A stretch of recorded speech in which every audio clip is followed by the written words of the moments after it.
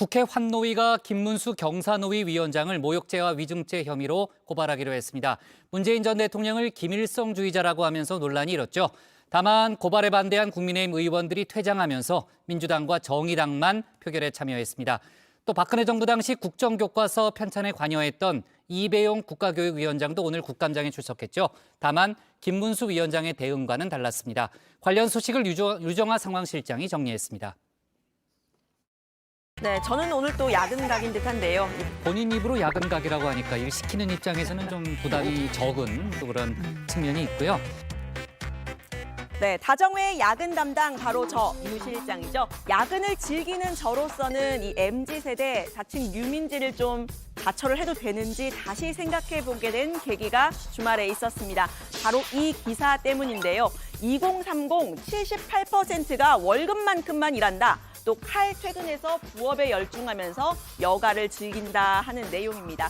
노동 현장도 MZ세대 직원들의 마인드도 많이 변화를 한 듯한데요.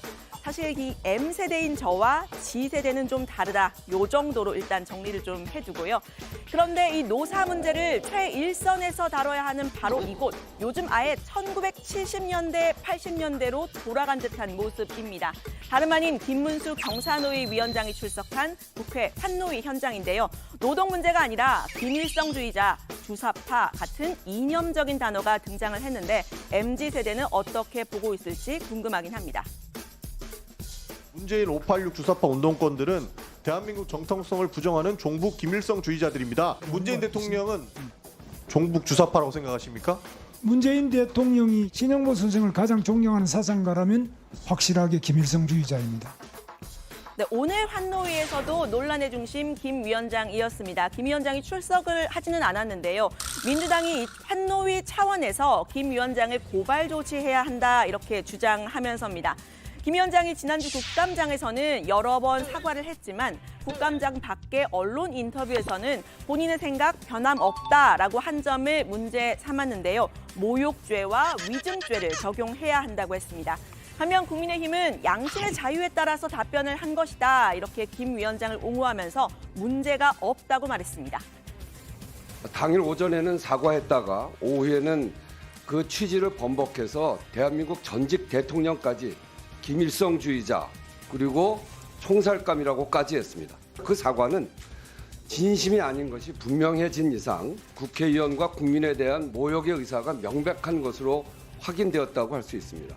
이게 뭐가 문제입니까? 여러분들께서 생각을 물어서 거기에 대해서 본인이 양심의 자유에 의해서 자기가 거기에 대한 표현하는 겁니다. 그걸 갖다가 모욕적인 죄라고 하시면 정말 안 되는 것이고요. 네, 지난주 김문수 위원장에게 수령님께 충성하고 있다라는 말을 직접 들었던 윤건영 의원 역시 항의에 동참하면서 국감장에서는 결국 고성이 오갔습니다. 사과하고 나서 곧바로 언론 인터뷰를 해서 자기 신의 발을 뒤집었습니다. 국회의 권능에 대한 도전이라고 생각합니다. 국회의원이 간첩이라면 이게 말이 됩니까? 그럼 저를 뽑아주신 지역구 국회의원님은 뭐가 됩니까? 의원님, 제 이야기를 하고 있어요, 의원님. 자, 됐어요. 또 그만하라니까. 김영진은 그만해.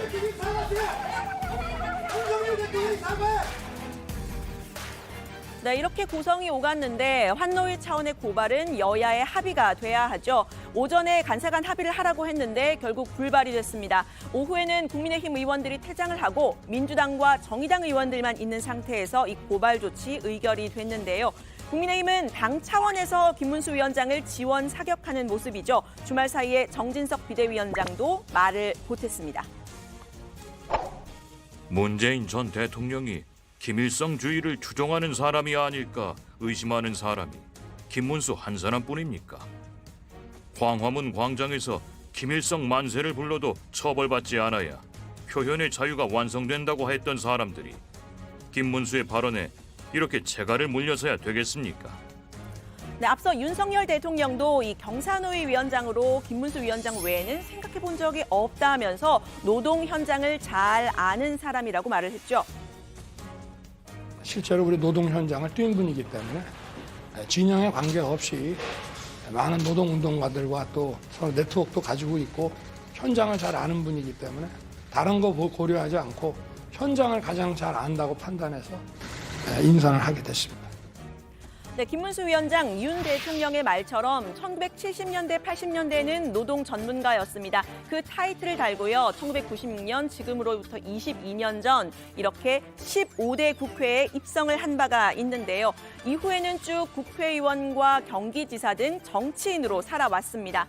김 위원장이 전태일 기념사업회 사무국장으로 일하던 1985년, 지금과 노동 현실 비슷한 점도 있겠지만요. 무척 다르죠. 어제만 해도 이 카카오톡이 멈추면 배달 노동자도 택시기사도 일을 쉬어야 하는 상황입니다. 게다가 김 위원장이 쏟아내는 이념적인 발언들, 노사 협의를 이끌어내야 하는 대통령 직속 기관 경사노위를 이끌기에는 적합한가 의문이 나옵니다.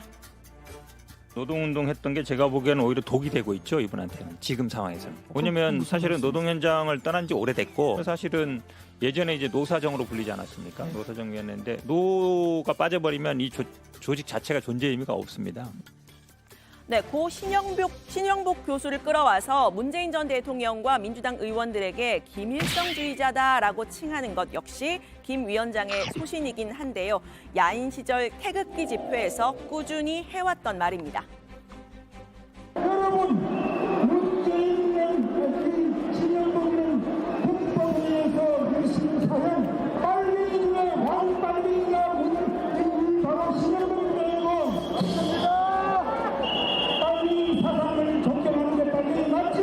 빨갱이가 부모들에게 넘쳤어요. 빨갱이가 불러내라. 문재인이 불러내라.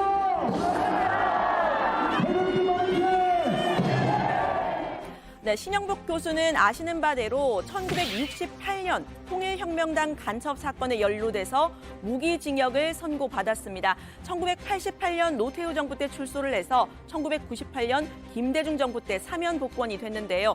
수감 생활 당시 느낀 소외를 기록한 감옥으로부터의 사색 등의 책을 출간을 해서 스테디셀러 작가와 교수로 살아왔습니다. 그런데 이 김 위원장이 말하는 이 주사파, 김일성주의자가 남한에서 나타나기 시작한 건 통상 1986년 이후 지금은 북한 인권운동가가 된 김영환 씨의 강철 서신에서 비롯됐다라는 게 정설이죠. 신 교수를 존경하는 사람들을 김일성주의자로 바로 연결하기 어렵다는 얘기가 여권에서도 나옵니다. 통역당의 68년 사건인데 그때 통역당에 있을 때는 김일성주의가 따로 정립되지 않았어요. 있지도 않았던 주체사상이 규정되지 않았던 시대에 신영복은 빨갱이는 주사파, 주사파니까 문재인 주사파 이런 식의 좀 과도한 논법을 가지고 이른바 이제 그 편가르기로 악용될 수가 있는 거죠. 네, 여기에 역대 경기지사 중에서 김 위원장이 경기지사를 지냈을 당시에 대북 사업에 지원한 액수가 가장 많았다. 이런 보도도 나왔는데요. 관련 소식은 들어가서 더 이야기를 해보도록 하겠습니다. 김문수 위원장이 대표적인 MB맨이라면요. 오늘 국감장에는 MB우먼이 등장했습니다. 이배용 국가교육위원장인데요. 이 위원장은 이명박 정부에서 대통령 직속 국가브랜드위원장을 맡았었고요. 보수 성향의 역사학자로서 이명박 정부부터 박근혜 정부까지 역사교과서 집필 심의에 관여했습니다. 국정교과서 편찬에도 관여를 했는데 그래서일까요? 민주당에서는 역사관 논란을 별렀던 듯합니다. 제목을 정치적 감각이 뛰어났던 명성, 황후, 민비라고 호치 제목을 답니다. 그 위에 줄곧 민비 이렇게 호칭을 쓰고 계시잖아요. 민비라고 쓴 게 그 부적절한 표현 맞죠? 아니요, 부적절하지 않습니다. 부적절지 그러면 계속 우리가 민비라 쓰는 게 맞습니까? 왜냐하면 사학자로서? 명성황후는 김씨도 있습니다. 명성황후 김씨도 계시고 그래서 처음에 명성황후로 밝혔기 때문에 그 다음에는 민비로 쓸 수가 있습니다. 네, 그런데 정작 오늘 이 위원장은 자세를 한껏 낮췄습니다. 역사 교과서 국정화, 그때는 맞지만 지금은 다르다 이런 논리를 편 건데요. 국정교과서 만들지 않겠다고 했습니다. 한편에서는 좌편향이다, 한편에서는 우편향이다 하면서 또 교과서 채택에도 많은 혼선이 있어가지고 사회적 여론 속에서 교육부가 지금 만일의 경우 역사교과서의 국정화에 대해서는 신념을 확실하게 접으신 거다. 이렇게 제가 이해해도 되겠습니까? 네, 최근 정진석 비대위원장이 쓴 이 조선은 안에서 썩어 문드러졌고 일본은 조선 왕조와 전쟁을 한 적이 없다라는 글에 대해서 이 친일 논쟁, 또 식민사관 논란이 불거져 있는 상태죠. 이 부분에 대해서도 질문이 나왔는데 이 위원장은 본인의 소신은 있지만 이 자리에서 밝히기는 적절치가 않다. 위원들과 논의해보겠다 이렇게 이야기를 했습니다. 식민사관에 동의했던 거 아니냐 이런 질문을 받았는데 강하게 반발하기도 했습니다. 일본은 조선왕조와 전쟁을 한 적이 없다. 이 글이 있는데 알고 계시죠? 제가 오늘 역사학자로 이 자리에 앉은 건 아니고요. 국가교육위원장이기 때문에 일제 제국주의의 침략이었고 그리고 거기에 대해서 우리 민족은 저항을 했습니다. 저항은 뭐 충분히 많이 있었습니다. 저항은 충분히 있었다고 마지막에 말씀하신 거죠? 네. 우리 민족의 일제에 대한 저항입니다. 네, 민주당에서는 과거 이 위원장이 박근혜 캠프 공동의장을 맡았을 당시에 박 후보를 선덕 여왕에 빗댔던 영상도 가져와서 틀었는데요. 이 위원장이 지금은 조금 다른 입장이다 이런 식으로 답을 하니까 윤석열 대통령의 이 바이든 날리면 발언 영상을 틀었습니다. 선덕여왕의 리더십을 이 시대에 맞게 잘 펼칠 수 있지 않을까 그렇게 생각합니다. 지금도 같은 생각이세요? 지금은 조금 다르지 않을까? 자, 그러면 이 영상 한번 보시겠습니다.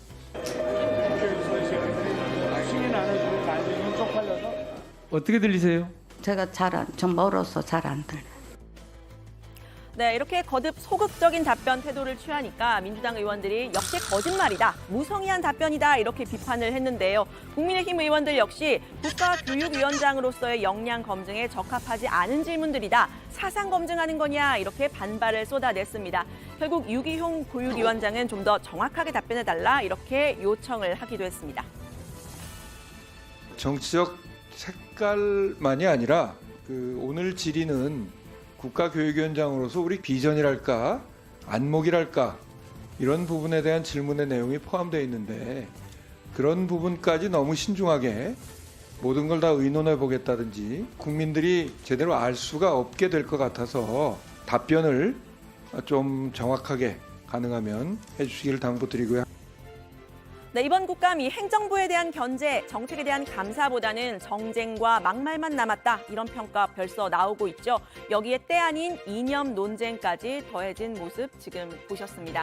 오늘 발제는 이렇게 정리합니다. 김문수, 이배용, MB정부 출신 인사들의 다른 대응법, 한노위, 김문수 고발, 국민의힘은 퇴장.